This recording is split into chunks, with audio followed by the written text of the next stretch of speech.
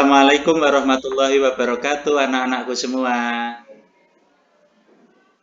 Waalaikumsalam warahmatullahi wabarakatuh, Pak. Alhamdulillah. Salam Pak. Ya. Alhamdulillah kita masih diberikan kesempatan ya bertemu untuk belajar hari ini walaupun kondisinya belum memungkinkan kita untuk berkumpul di sekolah. Oke, agar belajar kita barokah, mari kita awali dengan berdoa. Coba Nak Yudi dipimpin berdoa ya. Marilah teman-teman untuk memulai pelajaran kali ini kita berdoa dengan bacaan basmalah. Monggo silakan. Bismillahirrahmanirrahim. Alhamdulillah. Sampun Pak. Ya. Bismillahirrahmanirrahim. Terima kasih Nak Yudi. Nak Pipit ada temannya yang belum join? Apa sudah join semua? Sudah lengkap, Pak. Alhamdulillah. Ya, baik.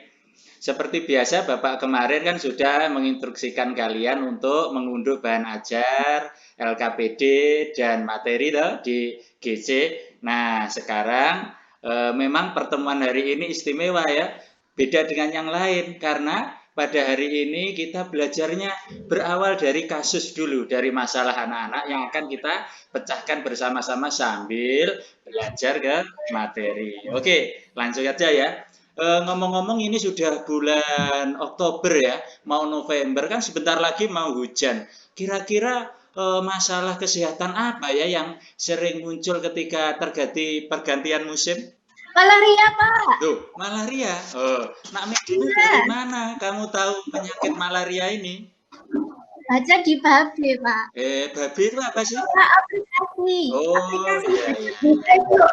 iya. Benar, Nak. Memang malaria di Jawa ini jarang kita dengar, tapi sebenarnya malaria ini merupakan penyakit yang berbahaya juga. Ya, betul. Vektornya memang nyamuk, tapi yang menyebabkan bukan nyamuk. Nah, nanti kamu akan tahu sendiri, ya, mencari sendiri lewat pembelajaran hari ini. Oke. Masa sih nyamuk yang dihormati kan dia gak nyokap Pak kayak Dracula Pak. Iya. Memang dia bukan Dracula tapi lebih berbahaya dari Dracula. Oke. Nah, sekarang anak-anak tujuan kita hari ini belajar adalah agar kamu tahu bab kita yang baru ini adalah protista. Terkhusus nanti protista mirip hewan atau protozoa.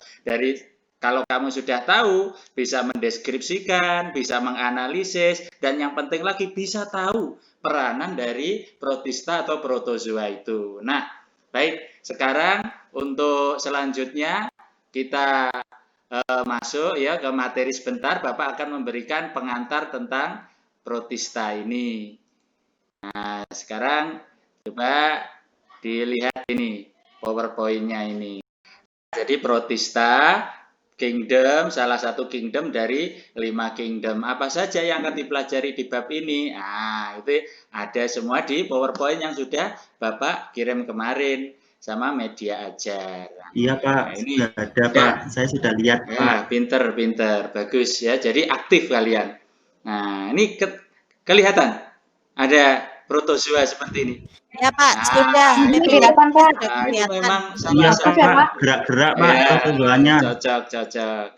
Nah, bagus. Nah, sekarang kita lanjut ya Nak ya.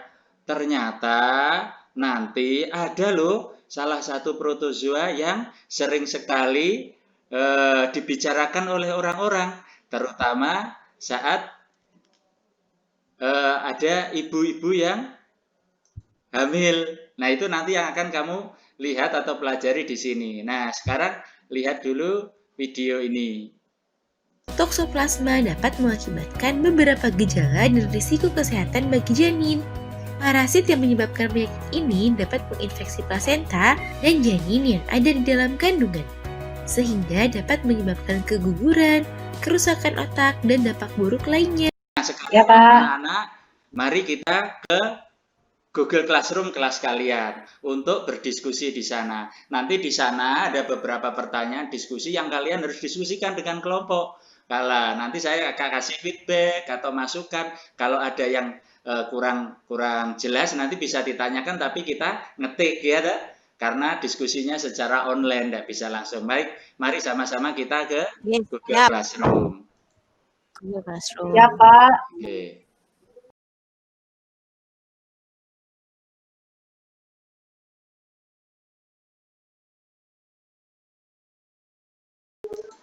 Nah, oke. Ya, kita tadi sudah di Google Classroom. Nah, sekarang marilah kita bahas materi yang ada di Google Classroom yang OKBD-nya sudah kalian kerjakan tadi. Nah, sekarang saya dan teman-teman ingin mendengarkan hasil diskusi dari kelompok 1. Coba salah satu perwakilan kelompok 1 untuk menyampaikan hasil diskusinya. Jadi intinya parasit itu terlambat dideteksi Pak gitu dan sudah menyebar ke janin. Ya. Jadi kemungkinan terburuknya itu yang bisa terjadi adalah bisa menyebabkan otak bayinya ini terganggu Pak. Kemudian merembet ke perkembangan sensorik dan motorik bayi itu nanti Pak, sehingga sangat berbahaya. Bagus. Terima kasih Pak Zen. Oke, terima kasih Nak, hasil diskusi yang bagus. Ada kelompok yang mau menanggapi? Silahkan. Saya Pak, Oh iya. kelompok saya. Ya, kelompok 2 silahkan menanggapi. Jadi bagi ibu yang sedang melakukan program kehamilan hendaknya melakukan tes dulu supaya tahu kena toksoplasma atau tidak. Toksoplasma adalah penyakit yang ditimbulkan oleh parasit yang bernama Toxoplasma gondii, yaitu protozoa dari kelas Aplicomplexa atau sporozoa berbentuk labu dan tidak punya alat gerak. Penyakit toksoplasma ini disebabkan oleh beberapa faktor. Jadi bukan hanya orang yang memelihara kucing saja yang bisa terserang penyakit ini. Akan lebih baik jika mengetahui penyakit ini lebih dulu supaya nanti bayinya lahir dalam kondisi sehat dan tidak cacat. Oh, oke. Bagus. Kelompokmu sudah berdiskusi sehebat itu. Baik. Nah, sekarang berarti berbahaya enggak sih memelihara kucing itu?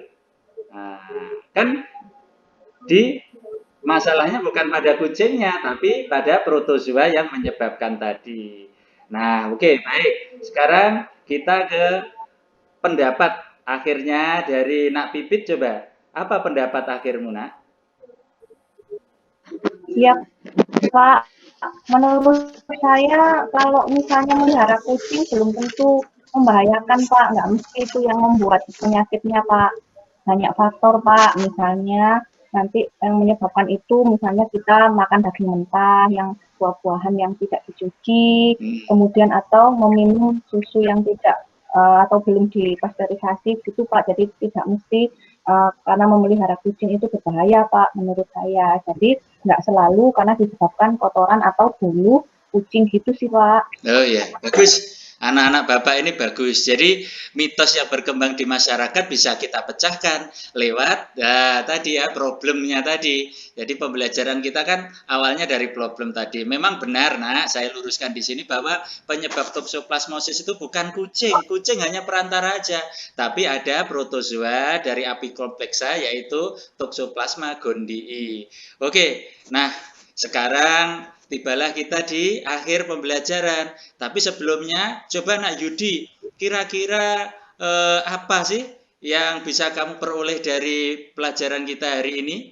Ternyata setelah mengetahui penyebab dan akibat yang dapat terjadi pada penyakit ini, disarankan bagi ibu yang memelihara binatang peliharaan atau sering mengonsumsi makanan-makanan mentah atau setengah matang untuk berhati-hati terhadap infeksi dari protista hewan Toxoplasma gondii. Baik anak-anak, untuk mengecek kalian paham atau enggak. Nah, tolong dikerjakan soal di Google Form ya. Linknya sudah Bapak kasih di GC-nya kalian masing-masing, dikerjakan, diklik-klik ada 5 soal. Oke, baik anak-anak, saya kira pelajaran hari ini kita cukupkan sekian. Terima kasih.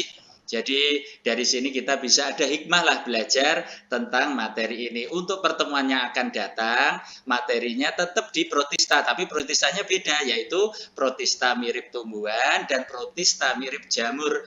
Semoga anak-anak tetap sehat, semoga juga pertemuan yang akan datang kita bisa berkumpul bersama lagi di forum ini. Ya, Pak. Baik, kita akhiri dengan baca alhamdulillah ya anak-anak. Alhamdulillah. Ya Pak. Alhamdulillah. Terima kasih. Wassalamualaikum warahmatullahi wabarakatuh.